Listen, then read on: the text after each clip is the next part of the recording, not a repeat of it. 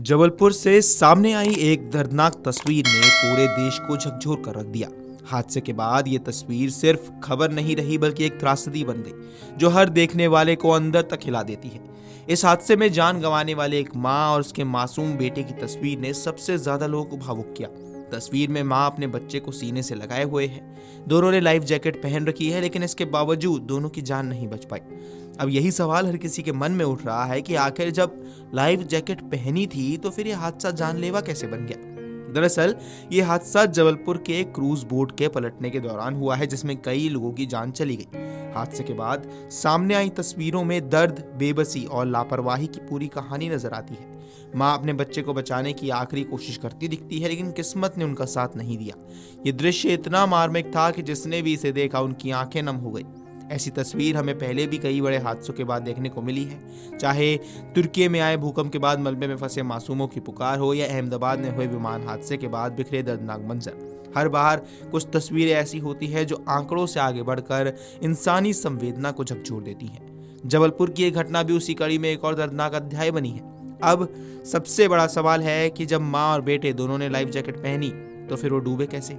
इस सवाल का जवाब विशेषज्ञों ने दिया है, जो इस घटना के पीछे छिपी एक बड़ी गलती की ओर इशारा कर रहे हैं। विशेषज्ञों के अनुसार हादसे के समय नाव पर सवार अधिकतर लोगों ने शुरुआत में लाइफ जैकेट नहीं पहन रखी थी। जब नाव डूबने लगी तब अचानक हड़बड़ी में जैकेट बांटी जाने लगी। इस अफरा तफरी में कई लोगों ने जैकेट को सही तरीके से पहनने के बजाय जल्दबाजी में इस्तेमाल किया।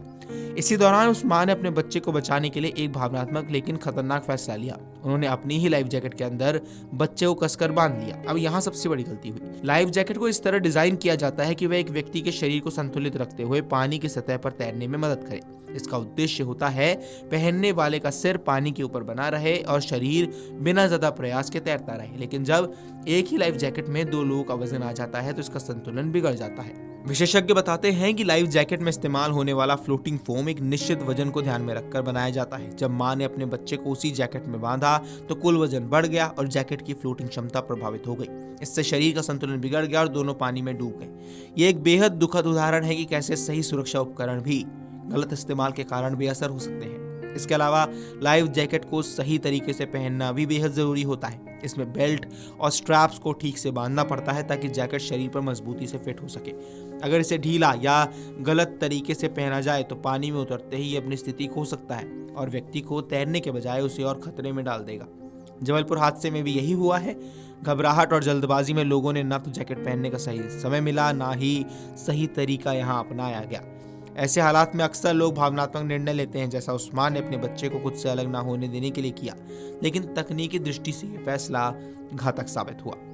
ये हादसा केवल एक दुखद घटना नहीं बल्कि ये एक बड़ा सबक भी है। यह हमें बताता है कि सुरक्षा उपकरणों का होना भी काफी नहीं है, उनका सही तरीके से और सही समय पर उपयोग करना भी कितना जरूरी है। साथ ही ऐसी जगह पर जहां पानी से जुड़ी गतिविधियां होती हैं वहां पहले से सुरक्षा नियमों का पालन सुनिश्चित किया जाना चाहिए।